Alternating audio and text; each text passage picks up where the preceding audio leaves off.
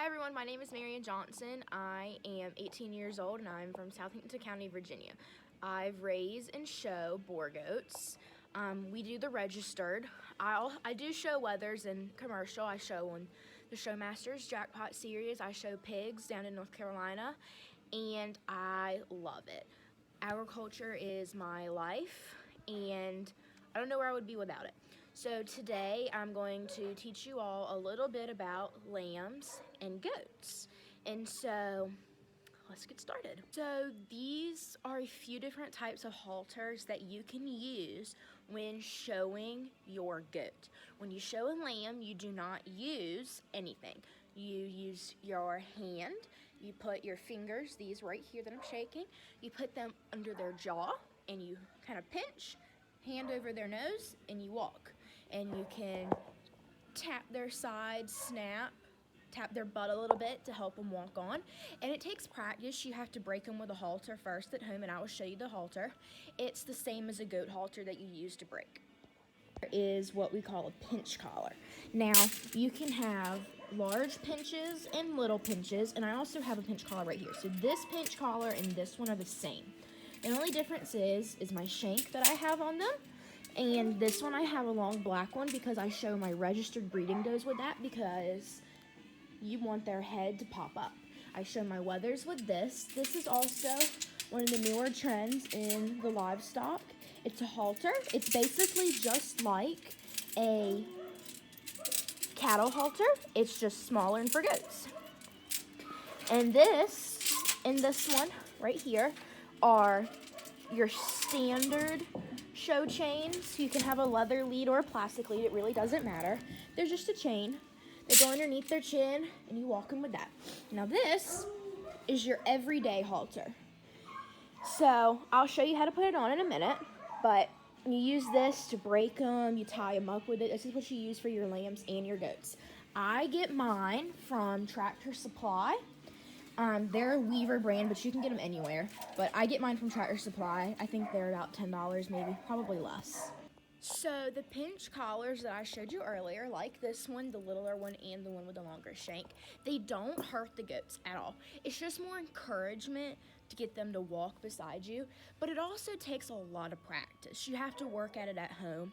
And so you start out with this halter, this one right here. You start out breaking them in that to walk. And it has, your longer lead on it.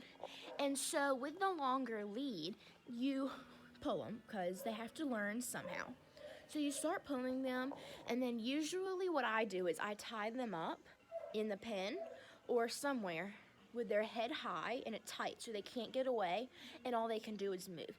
And they learn that the rope is resistance. And when they get closer to the rope and they stop pulling, it doesn't get tight and it stops pulling on them. So then that helps them to learn that when you pull on the rope, they come. And eventually, they'll start walking with you. And then, when you're doing all of that, you need to make sure that you are staying behind their shoulder until they learn. Some goats are different. Like I have one goat that I have to walk in front of her because she's really, really friendly and she follows. But other ones, you stand behind their shoulder to drive them forward. And I will show you that in a minute. I'll show you that later. But for lambs, you do the same thing, except for you hold them under their jaw. And you would train them the same way with this. But you just have to show them without a halter and use your hand. And you do the same thing. You stand back behind their shoulder, hand out in front of you, under their jaw. And you encourage them to walk. But you have to only do that once they are broke on the halter. Okay, so now I'm going to show you the different tools that we use to care for their hair, as well as to wash them and show day fitting and show day prep. So as you can see, I have 3 different kinds of combs and a wool card. And this is what you call a roto brush. You put it in drill. This right here is a fluffer brush. It helps to get the hair, and it works in a circular motion. And I use that every day in my general hair care on their legs, on my doe's body. This right here is my Teflon comb that I use this on show day to fit. It has 2 different sides with the teeth, and the adhesives do not stick to it. This right here is just your general plastic smart comb from Sullivan's. How people use them, I use them to fluff hair. This right here is a wool card. A wool card can be used for many different things. Generally, you think that you use it for lambs, which you do, but also for goats, you use it for show day fitting. And I use it sometimes in my general hair care if I have some knots in the hair to get that out.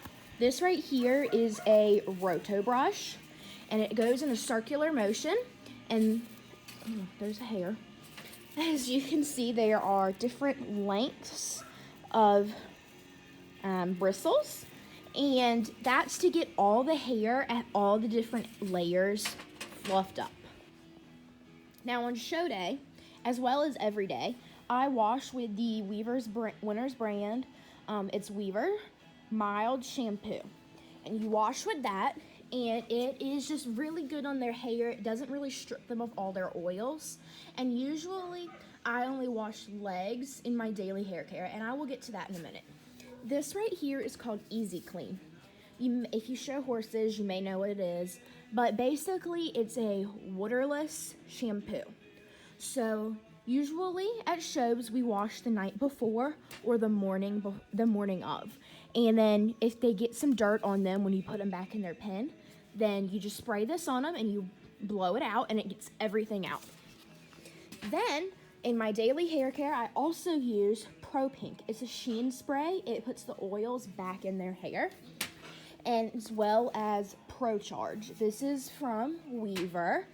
And I use that as well as Revive from Sullivan's. They just help to get the hair follicles healthy. It keeps the hair and the hide healthy. This right here is a white brightening shampoo. It requires water and you have to leave it on for a certain amount of time, but don't leave it on too long or it will make your goats purple. This right here is a mixture that I use of some products that grow hair, and I spray that on daily, blow it in, brush it in, and then it helps grow hair on my does as well as my wethers on their legs. So the next thing that I'm going to talk to y'all about is the fitting supplies. So you use adhesives. Most shows allow you to use powders and hair building products. The state fair, however, does not allow you to use anything that changes the color of your animal. So if you have a white animal, you can put anything white on it. You just can't use anything to change the color of your animal. And they change the rules year to year, so look that up just because, don't take my word for it, there is a rule book. I like Sullivan Supply better, and that would be these two products right here. Tail adhesive is what is the best adhesive there is on the market, in my opinion. It's very easy for beginners to work through as well as the pros. You can comb through it once you spray, where unlike your strong adhesive and your firm adhesive, you can't really comb through them. Once you put it, it's there. So you have to really know what you're doing. But Weaver has different strengths of adhesives. So they have firm adhesive, and strong adhesive is a step down. And then they have a couple other ones, but I don't really use those. This right here is called Powderful from Sullivan Supply. It is, let me see if I can get the top off here. It is a powder. Let's see.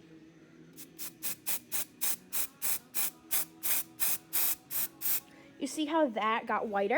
It's literally just a powder in a can. So you spray it on your legs and it helps build and cover up some of your adhesives. This is called Pro Refit. This is what you spray in your legs and anywhere that you put the adhesives. This takes it out. This is a necessity. You have to have this. If you don't have it, you should not fit. Your animals, their skin will get scabby and it's not healthy for them. It's not good at all for them. So as well as washing your animal, we have these things that we call blankets. This is a blanket. And we use them when our animal is washed. Sometimes we'll put a slinky underneath of them. Sometimes we'll just put a blanket on. And then these right here, excuse the dirty bag, I've had them for years. They're called leg I can't come up with the proper word, but you put them on their legs to protect the wool and to protect the hair. As well as all of those tools that I just showed you, most people have a blower. And now my 4-H club, we bought one, and we all share it, and you sign it out. And I show so much that my parents bought me one for Christmas one year. And what it is, it's a high-powered hair dryer, but for your animals. This is what it looks like. Excuse, mine's really dirty. It lives in the barn.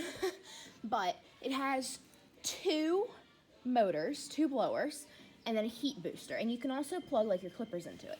This is the nozzle right here.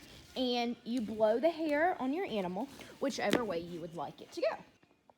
So you just have to watch your show's rules on what you can and cannot do with fitting. But a good daily at-home routine is the key to everything. If you don't have a good daily routine, on show day, your animal is gonna look good. And if you have a good fitter, they're gonna fit it up really good. But a good daily hair care routine helps that fitter, helps you fit, and sometimes they'll look just as good without being fit because you work the hair in a certain way that it stands up on its own and you don't need the extra products. So when you're showing a lamb or a goat, and this is market, I'm talking, not breeding, the judge is looking for a goat or a lamb that has good muscle. They're fit.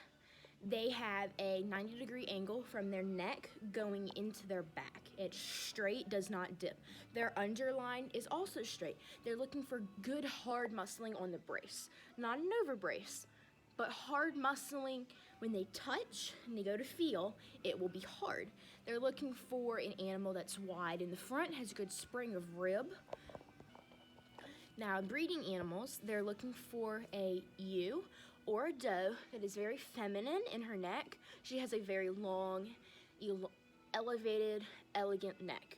Her back is the same as the wethers with the 90-degree angle from the neck going into the back. They're looking for an animal that has the proper reproductive organs. They want their vagina to be set right underneath of her, where they poop. And doe ewes do not have a tail. They're all docked in lambs. So it has to be the proper setup. For a goat, the same thing. And they have their tail, but it still has to be the proper setup. They check teat structure. They want to have 1 teat on each side. And if they have more than 1 teat on each side, they want to make sure that they are their own mammary gland so that they can produce milk. So I haven't exactly, sorry for her screaming, I haven't exactly named them yet. But as you can see, this is how the halter goes on. So the thick band part goes over her nose. The piece where it has the hole that it loosens and tightens goes on right there. And it's always on this side. And this is always pointed down. And it goes behind the ears. So I'm going to show you, sorry you can hear her screaming already, one of my does that I'm showing. She's a registered 100% boar goat. But I'll probably jackpot her this year, and then at the state fair, I will show her either in the commercial or the registered. I haven't decided yet. What I do on a daily basis is I take this brush, and I brush all of her hair this way. And I take on her legs, I brush up. Do this on all 4. And then you'll notice when you get to the back, if you brush up, the hair goes flat. So on the back of their legs, you brush the hair down.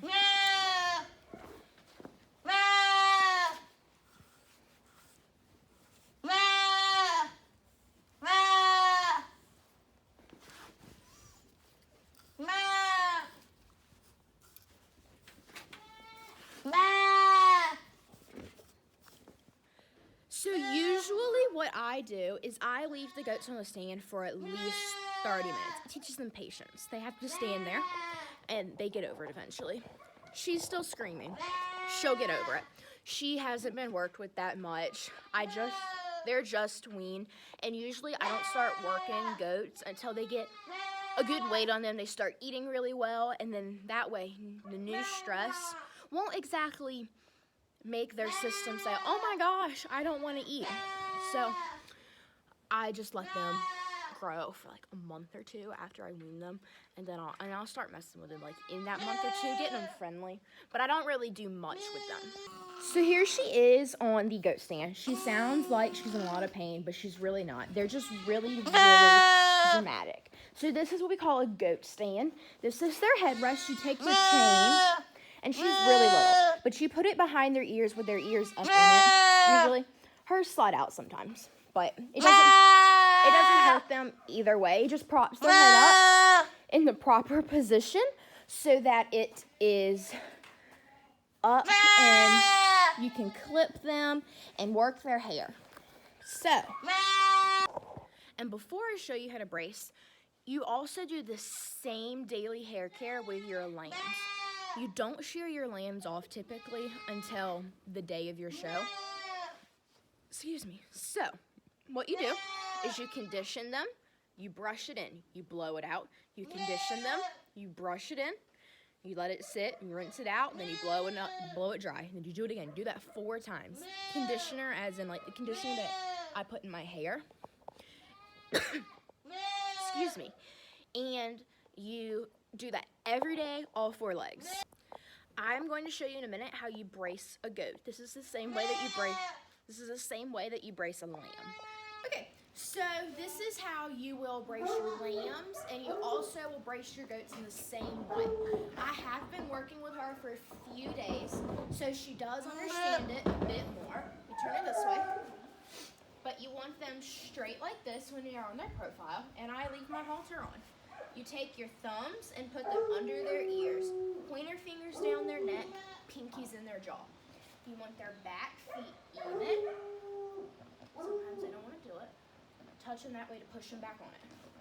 You put your leg in front of them, and once they're trained, they push back on you. And she does this fairly easily. This will probably be the goat that I show in showmanship, because I haven't had to pick her front feet up off the ground. She already braces.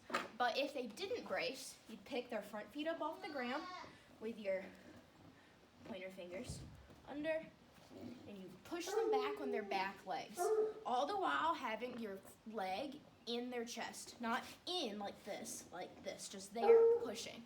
And you push back on them, and when you feel them push on your leg, you set them down, and you continue to hold the brace.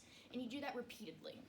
And there's good videos on YouTube that come from Purina on how to brace a lamb, and it's basically the same way.